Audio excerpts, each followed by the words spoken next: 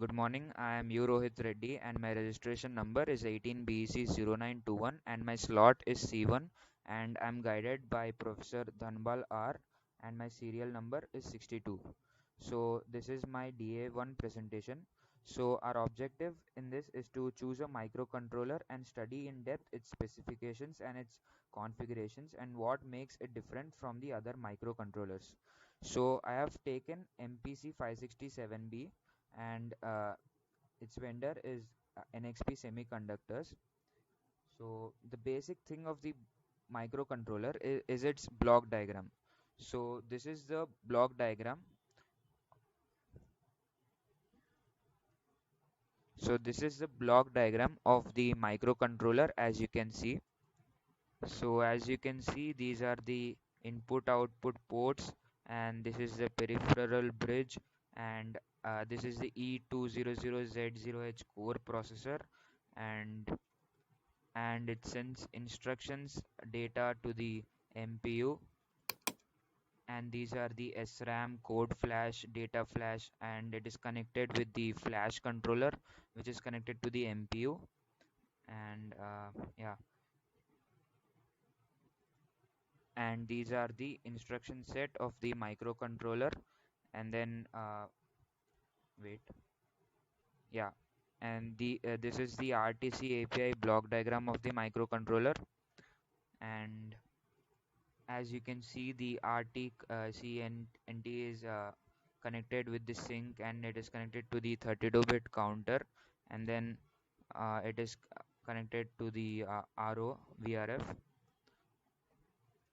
and these are the instruction sets of the microcontroller as you can see and these are the instruction sets of the microcontroller and then we have the E200Z0H core processor. It has high performance low and it is not costly and then we have a single issue 4-stage pipelined in order execution 32-bit power architecture CPU variable length encoding allowing mixed 16-bit and 32-bit instructions and then we have branch processing acceleration using look ahead instruction buffer load store unit one cycle load latency and these are some of the features of the E200Z0H core processor.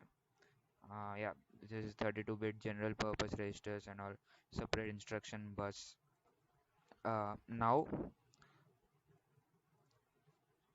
this is the architecture of the microcontroller and this is where the power comes from and this is the registers platform interface and then we have reset floor functional reset floor reset state machine the cores the peripheral. This is the architecture of the microcontroller and it's made using MS Word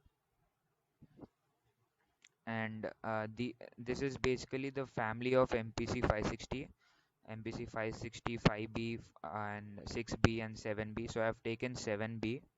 So the CPU is this E200Z0H. It has execution speed of up to 64 microhertz, megahertz, sorry. And then SRAM, MPU, EDMA. Uh, yeah.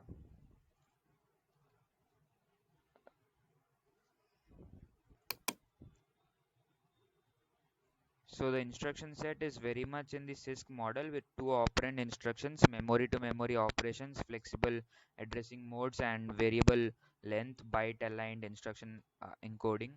So the actual number of instruction is much lower than that of contemporary RISC processors. Unlike some other processors, auto increment of the base register is not provided.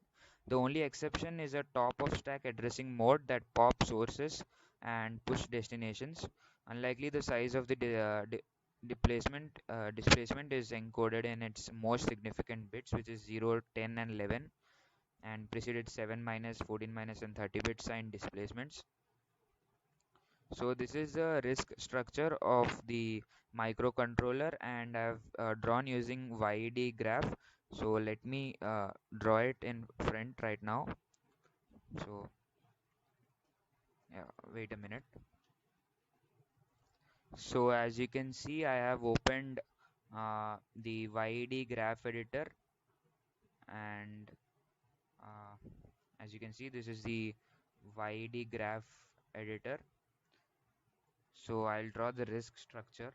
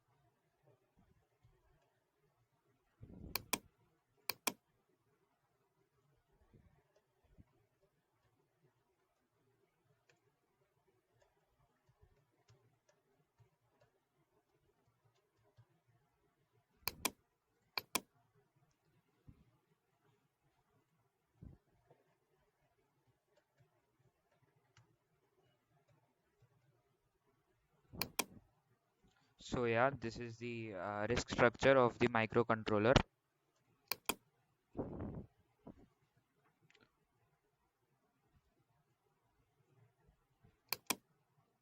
So these are the register organization of microprocessing element, which is filter mode. Usually one of the 8 IFCR registers filters one dedicated identifier, but this limits the number of identifiers Linflex can handle to the number of IFCR registers implemented in this device. So this is a control register in mask mode and identifier list mode, and yeah, these are the this is the NMI configuration register NCR. This register holds the configuration bits for the non-maskable interrupt settings. So this is the flowchart for addition and subtraction. I have drawn this using MS Word, and this is the flowchart for Booth's algorithm, and this is the flowchart for Booth's algorithm, and this is for addition and subtraction. So CPU, as you know, it directs the operation of the processor. It tells the computer's memory, arithmetic, and logic unit, and input and output devices how to respond to the instructions that have been sent to the processor. So the control unit which is used in my IC is microprogrammed control unit and pipelined control unit. Here we are using power control unit. It is used to reduce the overall SOC power consumption. Power can be saved by disconnecting parts of the SOC from the power supply via a power switching device.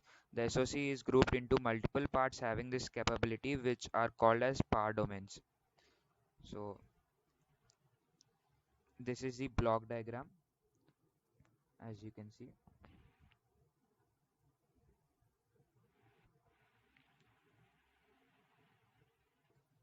So this is the memory management system in my processing in the processing element.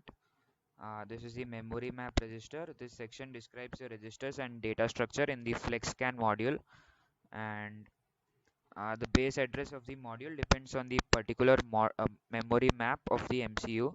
The addresses presented here are relative to the base address. The address space occupied by FlexCAN has 96 bytes for registers starting at the module base address, followed by MB storage space and embedded RAM starting at address 0x0060, and an extra ID mask storage space in a separate embedded RAM starting at address 0x0880. So this is a FlexCAN memory mapping. And then we have uh, the dual port RAM. This part of the data memory is mapped to a special dual access RAM. When the USB module is disabled, the GPRs in these banks are used like any other GPR in the data memory space.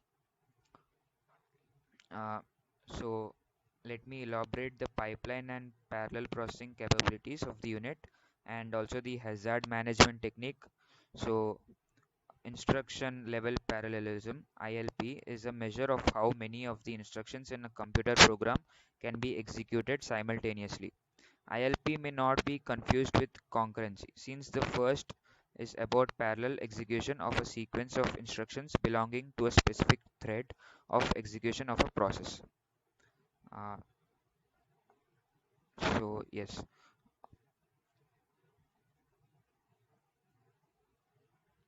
so this is the cache coherence problem.